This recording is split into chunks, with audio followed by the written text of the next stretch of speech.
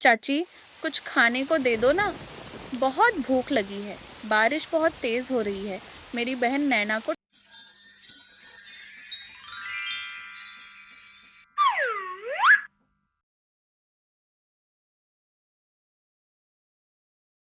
बिजनौर गांव में एक छोटा सा मिट्टी का घर था। उसी घर में रहते थे रमेश, उसकी पत्नी कविता और दो प्यारी बेटियां राधिका और नैना। राधिका 15 साल की समझदार और शांत स्वभाव की थी, जबकि नन्ही नैना अब 10 की भी नहीं हुई थी। ये परिवार गरीब था लेकिन सुखी था।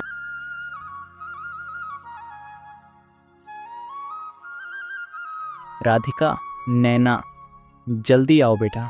आज हमारी सब्जियां खूब बिकी। देखो तुम्हारे लिए क्या लाया हूँ। पापा, ये फ्रॉक तो बहुत सुंदर है। मुझे और फ्रॉक चाहिए। मेरे लिए और फ्रॉक लाओगे ना पापा? हाँ बेटा, लाऊंगा ना। और भी सुंदर सुंदर फ्रॉक तुम दोनों के लिए। मेरी बेटियां तो रानी हैं और रानियों के लिए तो रानी जैसे कपड़े ही लाऊंगा। पापा, अगली बार मेरे लिए भी जूती लेकर आना। मेरे सारे दोस्तों के पास नई जूतियां हैं, मुझे भी चाहिए। लाओगे ना पापा? हाँ बेटा, अगली बार तुझे जूती भी लाऊंगा और साथ में बहुत सारी मोतियां भी। अरे वाह, ये कपड़े तो बहुत ही सुंदर हैं, इतने प्यारे। और मेरे लिए क्या लाए, बताओ ना, कहीं मुझे भूल तो नहीं गए? तुम्हारे लिए कैसे भूल सकता हूँ भाग्यवान। ये देखो, तुम्हारे लिए एक नई साड़ी भी है। रमेश, भले ही हमारे पास ज्यादा कुछ नहीं है, लेकिन तुमने हर पल हमारा साथ निभाया है, हमारी खुशियों का ध्यान रखा है, अपनी जरूरतों से ज्यादा हमारी जरूरतों को पूरा किया है। बस यही हमारे लिए सबसे बड़ी दौलत है। और याद रखना, जो भी होगा हम साथ होंगे। राधिका, नैना, बहुत खेल लिया बेटा, अब जाकर पढ़ाई करो, कल फिर खेल लेना। कविता, खेलने दो बच्चों को। यही तो उम्र है इनकी, खेलने की, हंसने की, मस्ती करने की। पढ़ाई तो कर लेंगे ये लोग समय से। तुम चिंता मत करो, अभी उन्हें खेलने दो। ये परिवार गरीब था लेकिन सुखी था। छोटे घर की दीवारों में दरारें थीं, लेकिन उस परिवार की हंसी में कोई दरार ना थी। 2 रोटियों का पेट था, मगर सुख सागर से भी गहरा और संतोष। लेकिन प्रकृति को शायद किसी की खुशियाँ रास नहीं आती। भाग्यवान, बादल कुछ ज़्यादा ही बिगड़ गए हैं आज। लगता है बांध पर असर पड़ेगा। जल्दी खाना दे दो, मैं खेत जाकर बांध की मरम्मत कर लूँ। बाहर मौसम बहुत खराब हो गया है, तेज बिजली चमक रही है, बारिश भी जोरों से हो रही है। कृपया बाहर मत जाओ, मेरा जी घबरा रहा है, दिल में एक अजीब सी बेचैनी है। कविता, लगता है बारिश बहुत तेज़ आने वाली है। मुझे बाहर जाकर देखना होगा, कहीं पानी हमारी खेत को बहा न दे। ठीक है, फिर मैं भी चलूंगी तुम्हारे साथ। बच्चे अभी सो रहे हैं, हम जल्दी से बांध बनाकर वापस आ जाएंगे। चलो चलते हैं। तू चलेगी, लेकिन रास्ता बहुत फिसलन भरा है और बारिश शुरू होते ही नाला उफनने लगता है। रमेश, जब तुम्हारे साथ खेत की जुताई कर सकती हूँ, इस झोपड़ी को घर बना सकती हूँ, हर सुख दुख में तुम्हारा साथ दे सकती हूँ, तो आज इस बारिश में तुम्हें अकेले कैसे जाने दूंगी? चलो चले, जल्दी से, बच्चे उठ ना जाए। कविता ने अपनी बेटियों को एक बार देखा, माथा चूमा और भीगते हुए अपने पति के साथ खेत की ओर निकल पड़ी।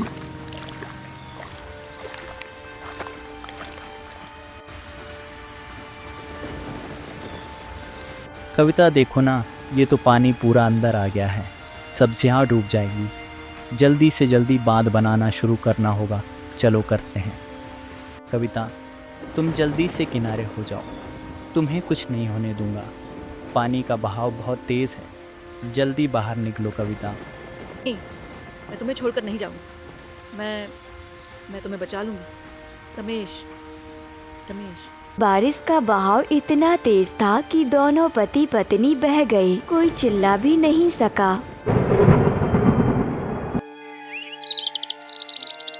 गांव के बाहर दूसरे दिन जब किसी ने लाशें देखी तो सब कुछ बदल चुका था। हे भगवान, ये दोनों लड़कियां तो अनाथ हो गईं। अब कौन पालेगा इन्हें इस महंगाई के जमाने में? ऊपर से ये दो दो लड़कियां, पता नहीं क्या होगा इनका। छोड़ो, चलो, हमारे बस की बात नहीं ये। अब तो भगवान ही मालिक है इनका।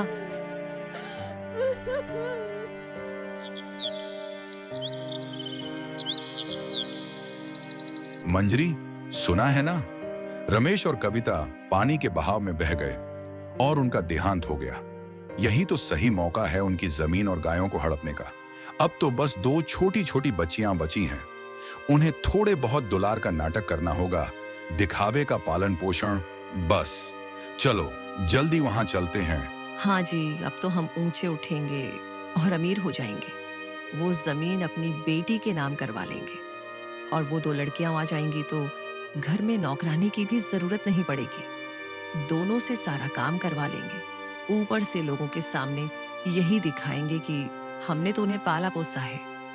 वो देखो, दोनों अनाथ लड़कियां कैसे बैठी हैं। इन्हें तो अनाथ आश्रम में छोड़ देना चाहिए हम लोगों को, नहीं तो कहीं ये हमसे कुछ मांगने न लगे। यहाँ तो रोटी भी कितनी मेहनत से कमानी पड़ती है। अब ऐसा बोझ कौन उठाएगा? अरे कैसा अनाथ होना। हम लोग हैं ना इनके, हम ही तो इनके बड़े पापा और बड़ी मम्मी हैं। हम रहेंगे तो ये अनाथ कैसे कहलाएंगी। हम इनकी पूरी देखभाल करेंगे, दुनिया को दिखाएंगे कि हमने इन्हें अपने बच्चों की तरह पाला है। ये सब दुखद समाचार सुनकर गहरा दुख हुआ। विश्वास ही नहीं हो रहा कि ऐसा हो गया। चलो बच्चों, हमारे साथ चलो। मैं तुम्हारे पापा का बड़ा भाई हूँ।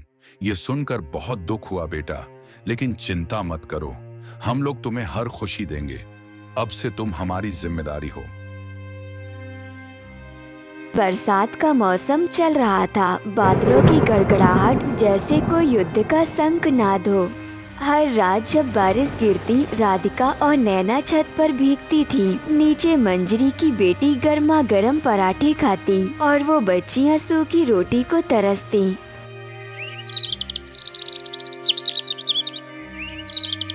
बड़ी मम्मी, बहुत भूख लगी है। छोटी को भी बहुत भूख लगी है। छत पर ठंड भी बहुत लग रही है। एक चादर ही दे दीजिए ना, और कुछ खाने को भी दे दीजिए। सुबह से कुछ नहीं खाया है। तो क्या हुआ? पैसा तुम्हारे बाप छोड़ कर गया है जो तुम्हें खाना खिलाऊं और मखमली बिस्तर दूं सोने को? जाकर छत पर सो जाओ तुम दोनों। और खबरदार, जो घर के किसी कंबल या तकिए को हाथ भी लगाया। दिन भर ये दोनों कुछ ना कुछ मांगती रहती है। परेशान करके रख दिया है। मुझे मम्मी पापा की बहुत याद आ रही है दीदी। दीदी, बहुत भूख लगी है। भूख से पेट में दर्द हो रहा है, पर इस बारिश की वजह से ठंड भी बहुत लग रही है दीदी। बड़ी मम्मी ने अपनी बेटी को समोसे दे दिए। इस बारिश में गरम गरम समोसे कितने अच्छे लगते हैं ना। दीदी, आपको याद है पापा हमारे लिए इस मौसम में पकौड़ियाँ लाते थे। पापा मम्मी कब आएंगे दीदी? नैना, तू डर मत, मैं हूं ना। और भूल जा कि हमारे ऊपर बारिश की बूंदें गिर रही हैं। बस सपनों में खो जा और वो पल याद कर जब हम मम्मी पापा के साथ गरम गरम खाना खाकर छत पर सोते थे। आंखें बंद कर नैना।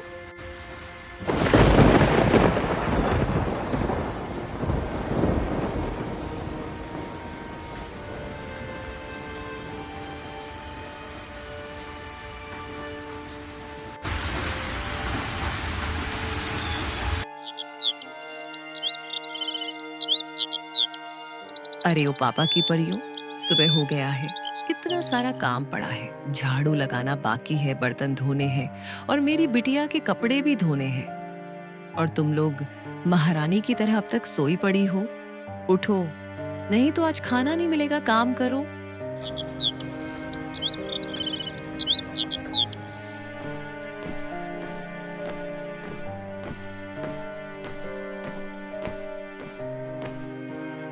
अरे ओ महारानी, पानी लाकर दोगी भी या बस 10 बार बोलवाओगी? ये कोई धर्मशाला खुला है क्या जो तुम लोग यहाँ मजे कर रही हो? जाओ पानी लाओ जाकर। तुम लोगों की वजह से कितना खर्चा बढ़ गया है, पता है ना तुम्हें? दीदी, बहुत भूख लगी है। भूख से पेट में दर्द हो रहा है। नैना, तू चिंता मत कर, मैं तेरे लिए कुछ न कुछ जुगाड़ लगाती हूँ। बड़ी मम्मी सो गई हैं, मैं चुपके से रोटी लेकर आती हूँ। तू यहीं बैठ, हिलना मत।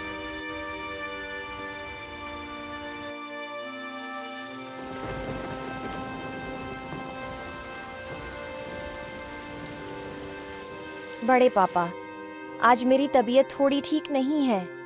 मैं आपका जूता बाद में पॉलिश कर दूंगी। मुझे बुखार लग रहा है और उल्टी भी हुई है। चुपचाप जूता पॉलिश करके दे, बहाने मत बना, समझी? एक तो मैंने ये क्या मुसीबत अपने घर बुला ली है। इन लोगों का तो कोई ना कोई नाटक हमेशा चलता ही रहता है। करके दे पॉलिश, जल्दी।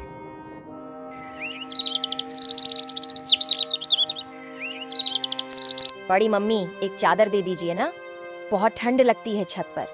ऊपर से बारिश का मौसम है तो और भी ज्यादा ठंड लगती है। कोई भी छोटी सी चादर दे दीजिए, हम आपसे और कुछ नहीं मांगते, बस थोड़ी सी राहत चाहिए। ओह अच्छा, चादर चाहिए। ठंड लगती है महारानी को। यहाँ तेरे बाप पैसे का पेड़ लगाकर गया है क्या जो तू फरमाइश कर रही है? तुझे छत दी है रहने को, यही शुक्र मना, समझी? अब जा काम कर। दिन भर ये दोनों कुछ ना कुछ मांगती रहती हैं, परेशान करके रख दिया है। बस एक बार जमीन हाथ लग जाए, फिर तो इनकी कहानी ही खत्म कर दूंगी। बड़ी आई बड़ी मम्मी करने वाली। हे भगवान, हिम्मत देना मुझे, ताकि मैं अपनी बहन को संभाल सकूं। उसका मेरे सिवा कोई नहीं है। हिम्मत देना भगवान, मैंने माँ पापा को खो दिया, अब इसे नहीं खो सकती।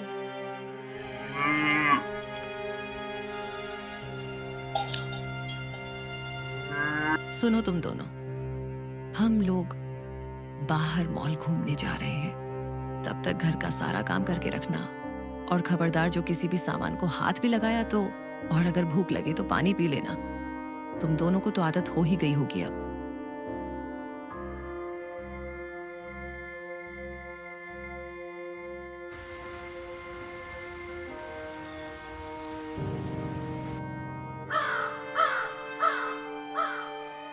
सुन मंजरी, अब वो जमीन हमसे दूर नहीं रही। मैंने एक जगह बात की है, उन्होंने कहा है कि वो इन बच्चियों को काम पर रख लेंगे। हमारा बोझ भी हल्का हो जाएगा और मुसीबत भी टल जाएगी। ये ठीक ही रहेगा ना?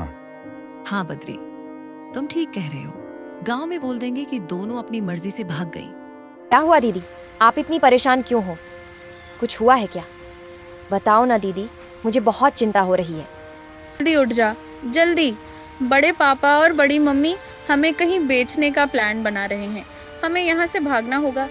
चल जल्दी, अभी के अभी। रात के अंधेरे में दो भीगी लड़कियां निकल पड़ी। हर दरवाजे पर दस्तक दी, मगर कोई खाना नहीं, कोई सहारा नहीं। चाची, कुछ खाने को दे दो ना, बहुत भूख लगी है। बारिश बहुत तेज हो रही है। मेरी बहन नैना को ठंड लग रही है। बस 2 रोटी दे दो और थोड़ा रुकने की जगह, बस 10 से 15 मिनट, जब तक बारिश थम जाए। अरे वाह री लड़की, ये क्या कोई धर्मशाला है जो तुझे रहने और खाने को दूं?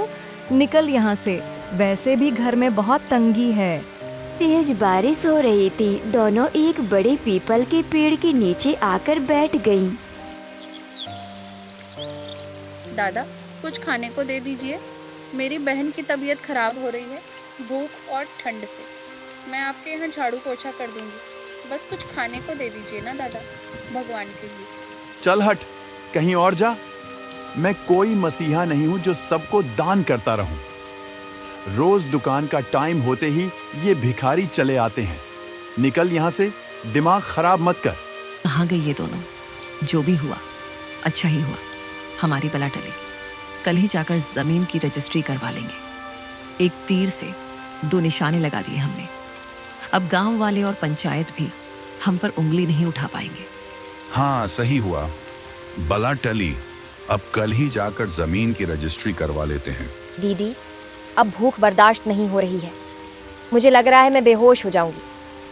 और ठंड भी बहुत लग रही है। बारिश रुकने का नाम ही नहीं ले रही। बादल गरज रहे हैं। मुझे बहुत डर लग रहा है। हम लोग कहाँ जाएंगे दीदी? नैना, तू इस पेड़ के पास बैठ, देख बगल में किसी की साड़ी रखी हुई है, मैं उसे ले आती हूँ और कुछ खाने को भी देखती हूँ।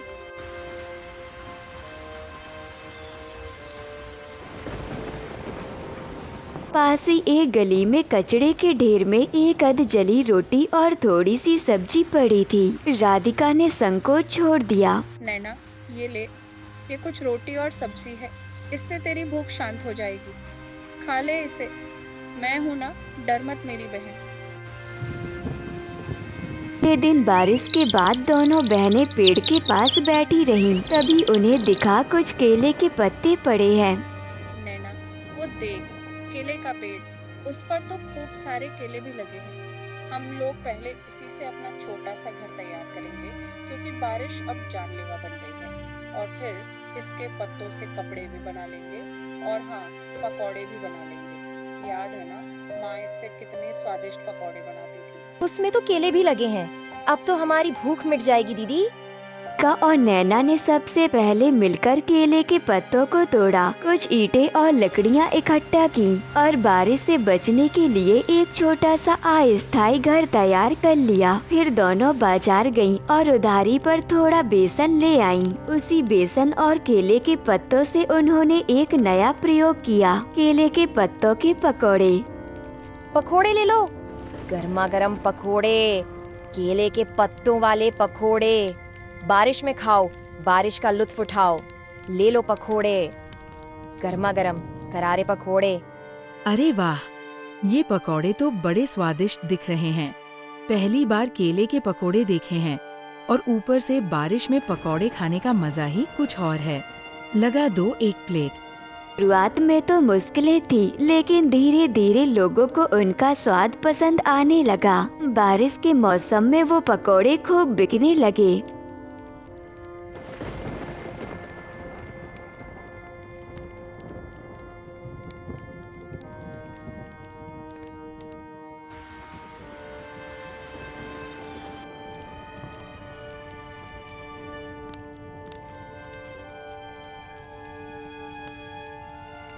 मंजरी और बद्री जमीन की रजिस्ट्री करवाने के लिए निकले थे, लेकिन रास्ते में उनका भयानक एक्सीडेंट हो गया। दोनों को गंभीर हालत में अस्पताल में भर्ती कराया गया। घर पर उनकी छोटी सी बेटी अकेली रह गई, जैसे कोई अनाथ हो। कोई उसका हाल पूछने नहीं आया। सबने मुंह फेर लिया, जैसे वो अब किसी के काम की नहीं रही।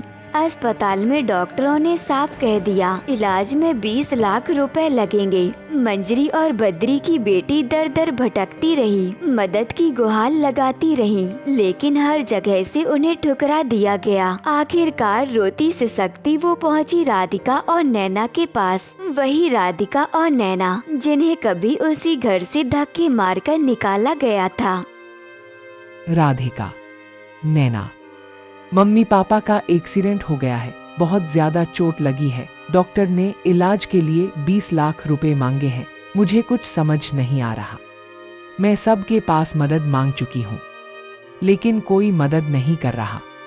मदद करो राधिका, मदद करो नैना, प्लीज कुछ करो, कुछ तो करो। शालू दीदी, आप चिंता मत कीजिए, मैं सरपंच से बात करके हमारी जमीन बेच दूंगी। उसी पैसों से बड़े पापा और बड़ी मम्मी का इलाज हो जाएगा। आप रोइए मत दीदी, सब ठीक हो जाएगा। हमारे पास तो अब बहुत सारे पैसे हो गए दीदी। अब हमारे पास घर भी है और खाना भी। मुझे लगता है मम्मी पापा हमारे साथ ही हैं, बस हमें दिखाई नहीं दे रहे, है ना दीदी? समय बीतता गया। उनके पकौड़े इतने मशहूर हो गए कि राधिका और नैना ने अपना एक छोटा सा होटल खोल लिया। अब वो थोड़ी बड़ी भी हो चुकी थी, समझदार और आत्मनिर्भर। अब उनके पास रहने को घर था, खाने को भरपेट भोजन था और सिर पर इज्जत की छत थी। जिनके पास कुछ भी नहीं था, अब उनके पास सब कुछ था। मेहनत की कमाई, लोगों की मोहब्बत और खुद पर गर्व। हमें माफ कर दो बेटा, हमसे बहुत बड़ी भूल हो गई। हमने तुम पर बहुत अत्याचार किए। हम लोग अपने पाप की सजा भुगत रहे हैं। हमें तो भगवान ने ही सजा दे दी है। माफ कर दो बेटा। हाँ बेटा, हमें माफ कर दो तुम दोनों। बड़े पापा कहलाने का मतलब ही होता है बाप से भी ऊपर, जो निस्वार्थ प्रेम दे। लेकिन मैं समझ नहीं पाया। माफ कर दो बेटा, मुझसे बहुत बड़ी भूल हो गई। रमेश ने हर मुश्किल वक्त में मेरा साथ दिया, हर दुख सुख में मेरा हाथ थामा, और मैं उसी रमेश की बच्चियों को तकलीफ देता रहा। मैं तो पाप का भागी बन गया। माफ कर दो बच्चों, माफ कर दो। कोई बात नहीं बड़े पापा, बड़ी मम्मी। अब आप लोगों से कुछ मांगने की कोई जरूरत नहीं है। हमने आपको माफ कर दिया। मम्मी पापा हमेशा सिखाते थे कि बुरे के साथ कभी बुरा मत करो। वो बुरा करेगा तो वो उसका कर्म है, उसके संस्कार हैं। लेकिन हम अच्छे हैं, ये हमारे संस्कार हैं। आप लोग खुश रहिए और हमें अकेला छोड़ दीजिए। हम दोनों अपने लिए ही काफी हैं।